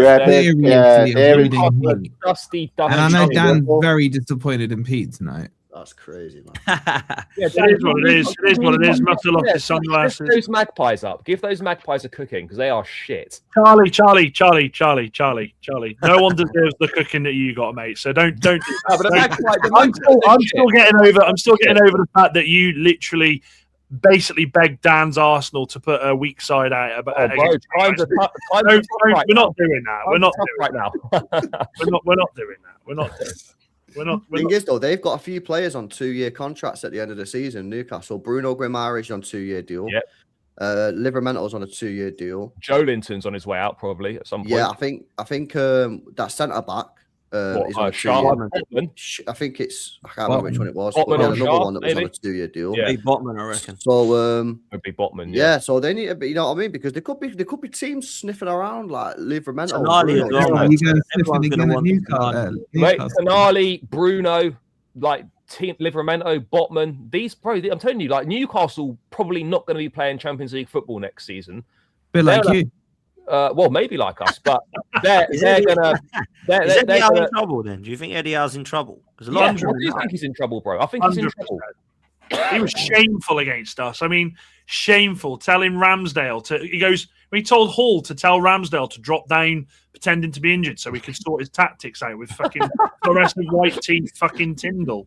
It was embarrassing. I do feel a little bit sorry for him knowing what happened in the summer, man, because like the summer was just an absolute The window was horrendous, LB. They had no clear tactic in the and I said this to Pete, and if he's watching, I'm hoping he'll agree on this. But they had no football structure in place. It was worse than Chelsea's summer. It was worse because they've spent all the time chasing Brian and Mbeumo. He chose us. They chased Sesko. He chose us. João Pedro.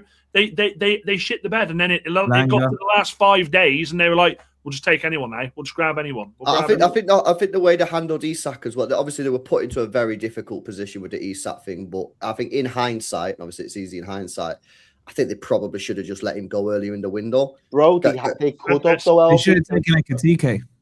Well, the big problem is, and if it's true, if it's to be believed what Isak said when he made those false promises.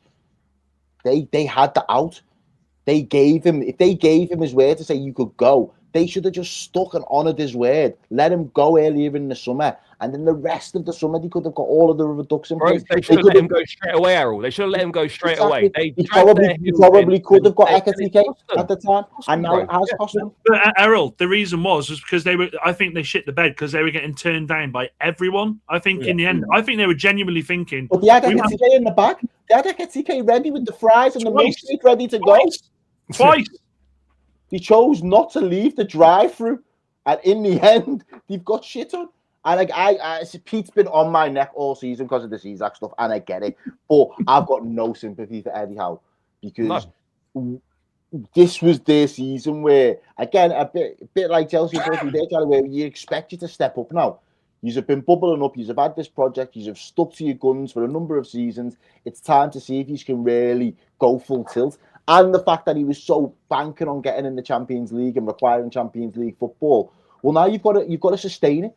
You've got to do the 2 games a week, and you've got to sustain it at the highest table. You can't just do it one season in, one season out. You'll never be considered a big club if you go down that route. And for me, I've just got no sympathy for them.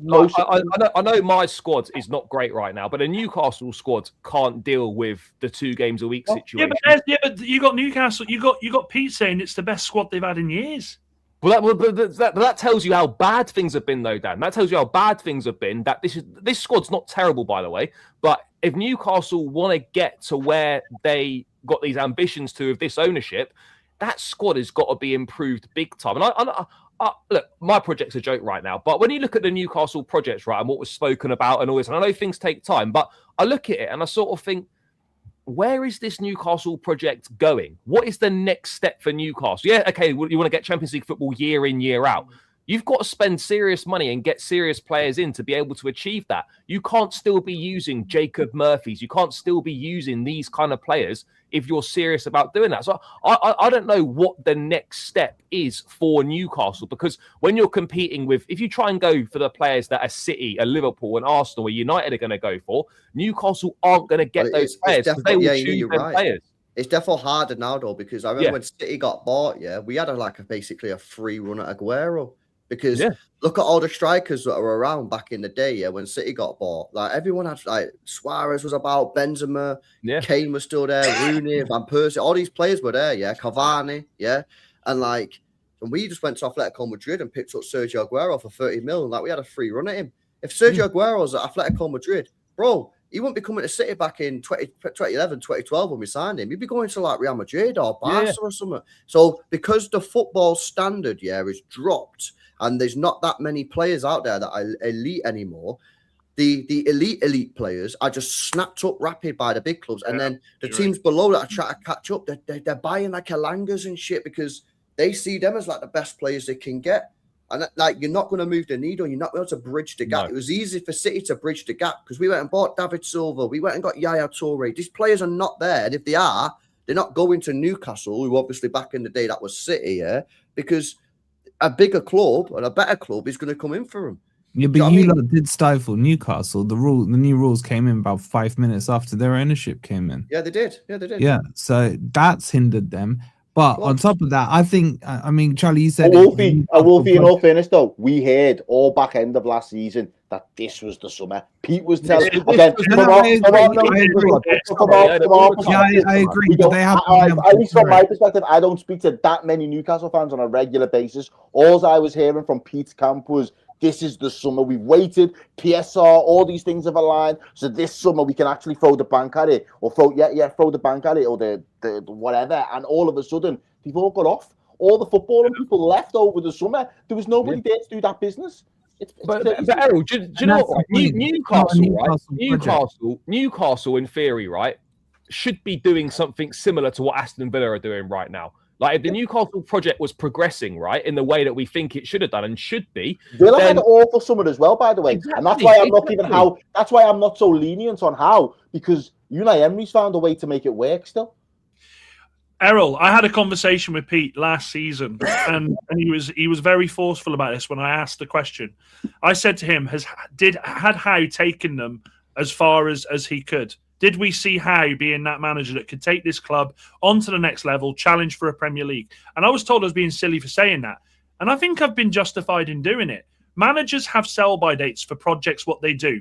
United should have done it with Ollie when Ollie had that second place finish. We should have gone out there and bettered it. It's the same with Eddie Howe. Eddie Howe, they should have said, thank you very much. You kept us up. You got us Champions League. You got us the Carabao Cup. Now we go on and now we bring a new manager in. And they never did it. And unfortunately, they're stuck in the cycle now where it is becoming excuses. And like you said, Errol, this was the summer. Let's not forget that. We've been through the whole conversation where they said, we had to get Lewis-Skelly on a free. Was it Lewis-Skelly or whatever his name was? And then they made some money. And Lloyd Kelly, Lloyd Kelly. Yeah. They went... Elliot Anderson. Yeah, Elliot Anderson. They did that for PSR.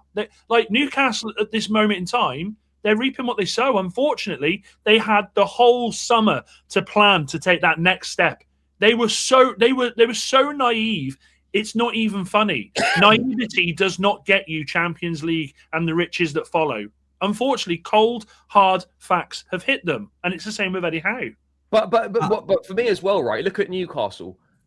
The away form, not just this season, but ever since Eddie Howe's been there, the away form is disgraceful. It is so bad. Charlie, they've relied on these long runs. They've relied on Howe taking them on these 8, 9, 10 game runs where it's propelled them up the table.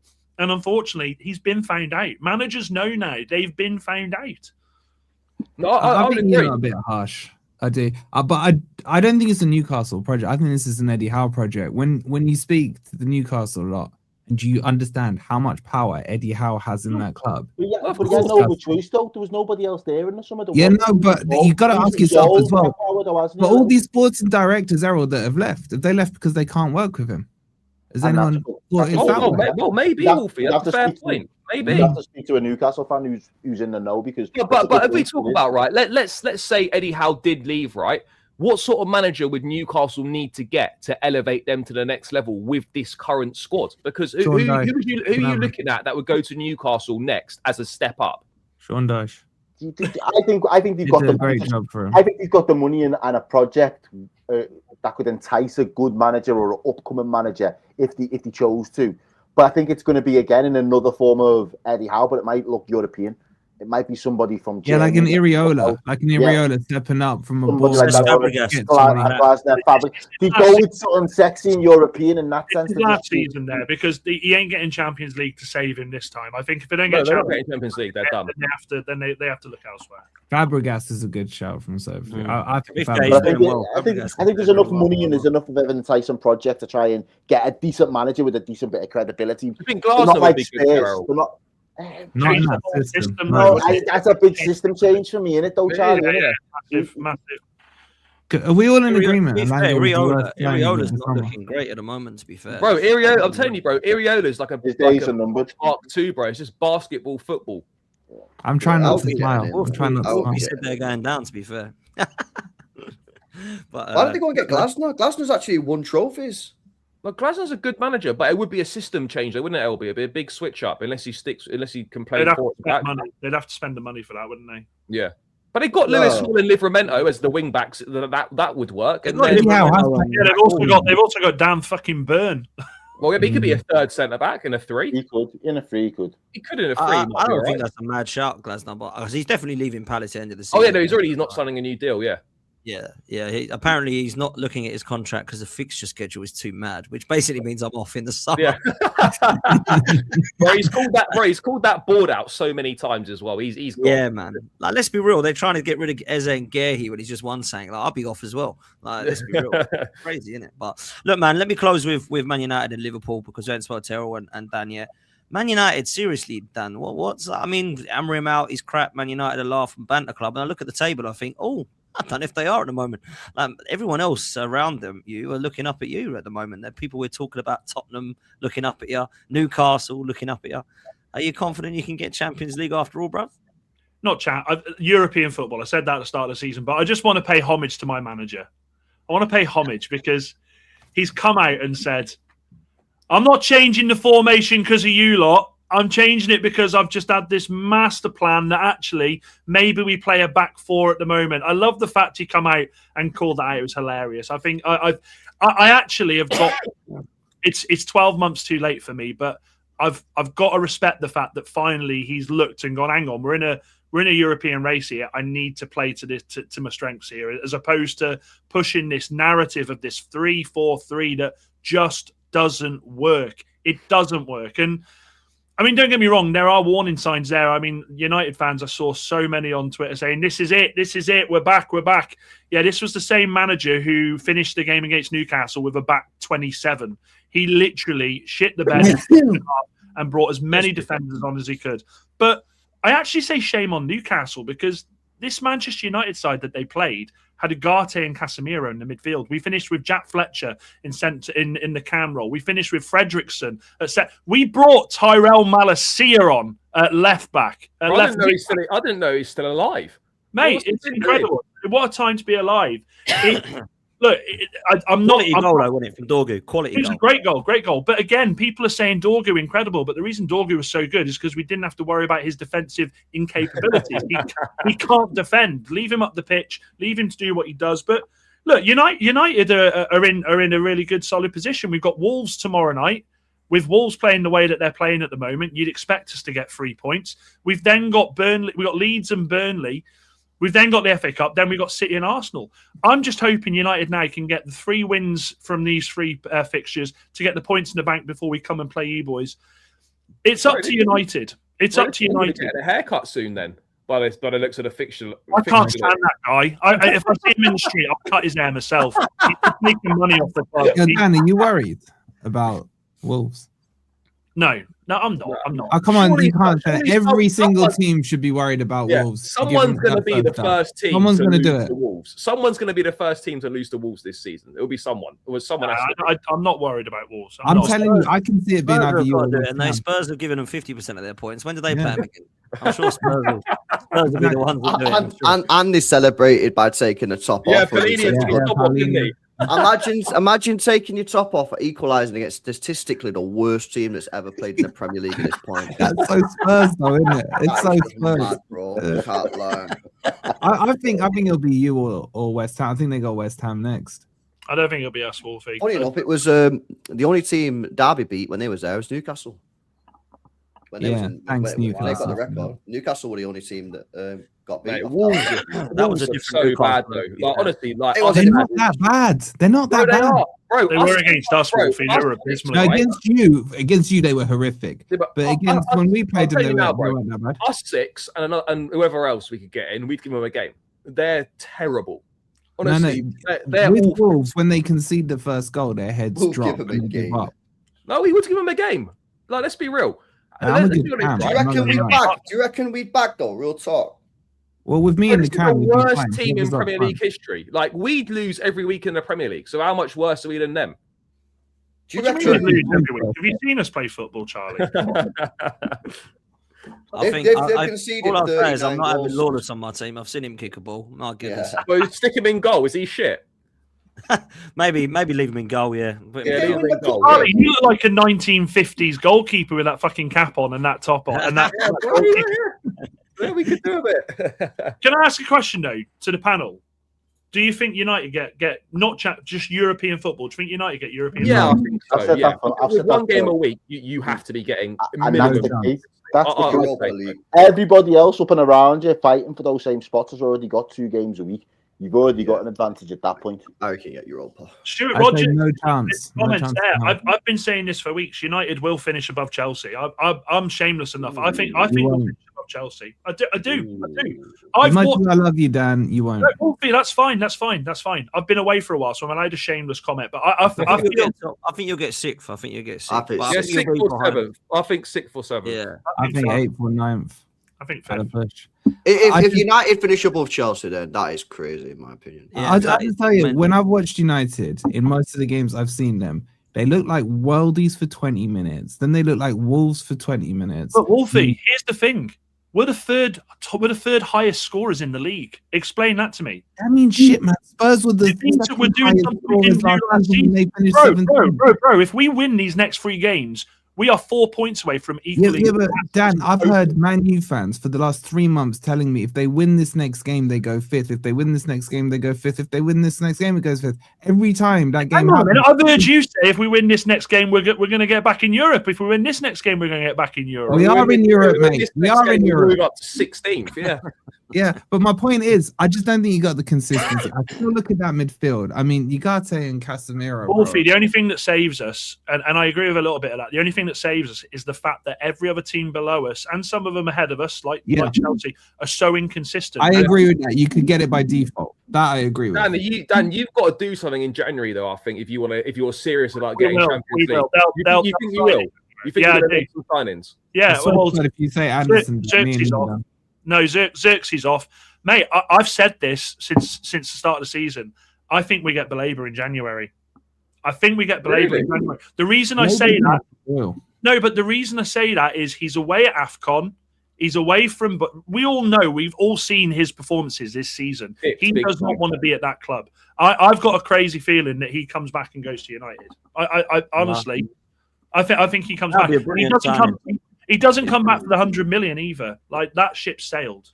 That ship sailed. Brilliant. I think it'd be a brilliant signing. I think United, like, if they don't get top six of one game a week, I actually think, because I think their side is, individually, even at the moment, they've got players out that are missing their key. Like, you look at the players like Mbumo and Amad Diallo, still got Cunha and Sesko that I think can.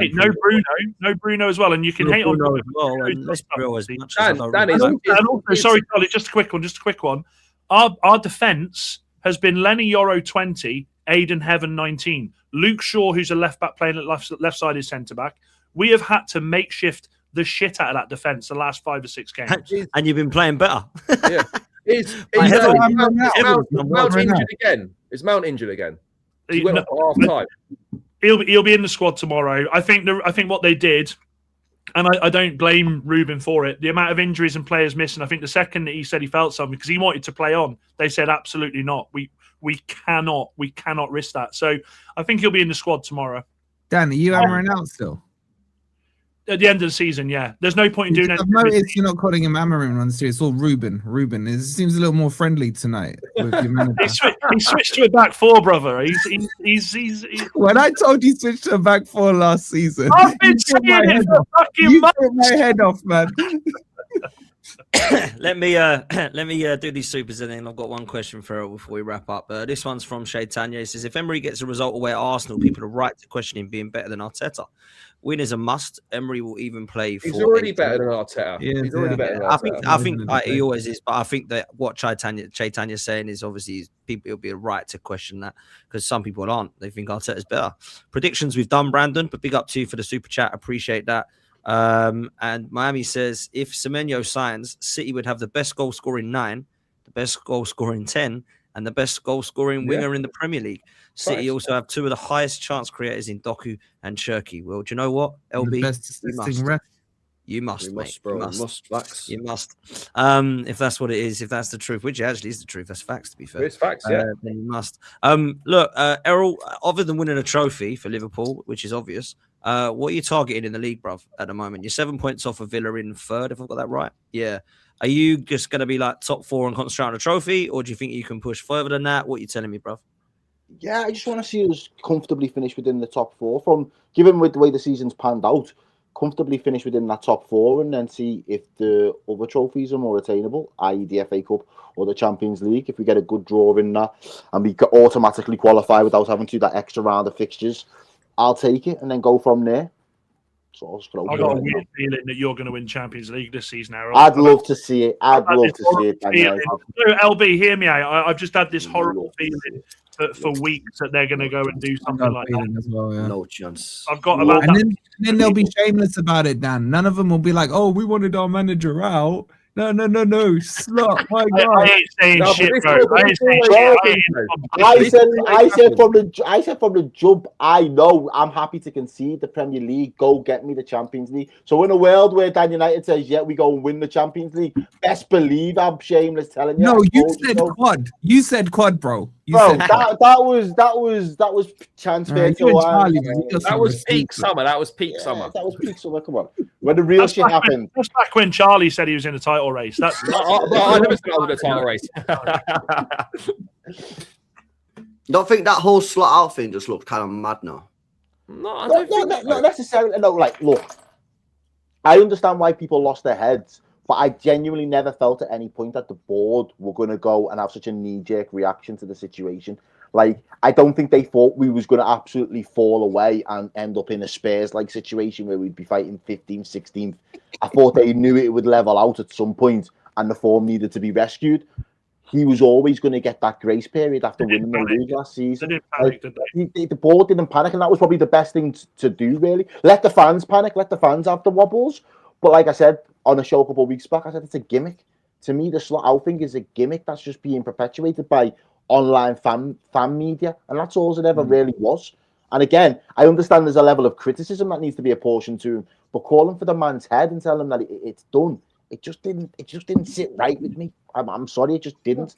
How much is he paying you, Errol? How much is he paying me for what? I don't know, this propaganda. Errol, just a hypothetical question, right? Cal wants Gerrard, I said no. He might do, but I said there was circumstances where I would have taken it. If you would have told me, Gerrard was begging, man. Gerrard was begging. I never wanted Gerrard. But if you'd have told me Jurgen Klopp would have come back 4 or 5 weeks ago when shit was at the worst, I'd have bit your hand off for that situation. If you'd have told me that we could go and get Unai Emery from Aston Villa, I'd have bit your hand. But the situations that I would have been happy to accept were never going to be present. So if you're not going to give me my preferred option of the out, I'm not just. It's better the devil you know than the devil you don't sometimes. And I was prepared to forego the league if it meant we could rescue form and go on a run in the Champions League or go and get another cup. Like, you've just got to be realistic sometimes. We do have to quickly say as well, massive congratulations to Florian Wirtz as well for not making 2026 without scoring. Well done, Florian. Well done to everyone. Do you want to hear the best line I heard about Wirtz?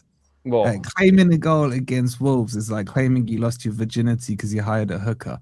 Like, it doesn't count, man. Hey, Errol, just a quick question on Slot, right? In a hypothetical situation, if you didn't qualify for the Champions League and won nothing, is he gone? Not would you get it? Would the club get rid of him? I think that would have been the set of circumstances where the club may have pulled it together. I think if we would have continued to spiral in terms of form, so league places this season, it didn't look likely, and then we didn't qualify in the Champions League knockouts this season, I think they may have went, we're going to get an interim like Steven Gerrard from end of January, early February into the end of the season, and then we'll sort it then. But right as it stands, it looks like the top 4 right now, Arsenal, City, Villa, and Liverpool might be the top 4. I think that'll be the top 4. I think that'll be the top 4. Whoa. Last week you were saying you still thought you were in Champions League. Last week I was on this show because Errol was fantastically hosting. Charlie, you said you were still getting Champions League last week. Yeah, did he? This Champions League. Sorry? 5th place is Champions League. You ain't finishing 5th. No, we'll finish top 5. We're finishing top 5. No, Dan, he said they're finishing 3rd, remember? Hang on. There's a thing here because start of the season you're finishing 3rd, then it dropped to 4th. Now you're saying 5th. What are you going to say in a couple of weeks? Are you going to drop to 6th? No. I'm sticking that. I've said from the start of the season we'll be getting Champions League football, and I'm sticking with that. Otherwise, you'll be Maresca out. Okay. Well, look, I think Maresca's going to go anyway, if I'm honest. But I think he's gone at the end of the season. Anyway. All I do know, Charlie, if Man United finish above you, all I'm saying is it's a good job as a World Cup this summer, so we can swiftly move on from it. Big up, man. Listen, we're going to leave it there. Big up to everyone that is here. Make sure you do me a favor. Make sure you hit like. Make sure you hit subscribe. Make sure you're following OK Jerseys. The code is there. 12 man. Any shirt, any name and number on the back that you want. Link is in the live chat pinned and in the description as well. Make sure you're following Errol. Make sure you're following Wolfie on Forest Fan TV. Make sure you're following Dan United on all socials. Make sure you're following Charlie on Blue Brother CFC. And, of course, LB on It's LB. Deji had to take a call. He was going to try and get back. He's not going to get back on. And Billy must be asleep in Oz, but I'm sure that he's having sweet dreams. Hopefully, he doesn't have sweet dreams tomorrow because I hope that we beat him. Big up to everyone that's here, and we will see you next time. We're out of it, people. Laters.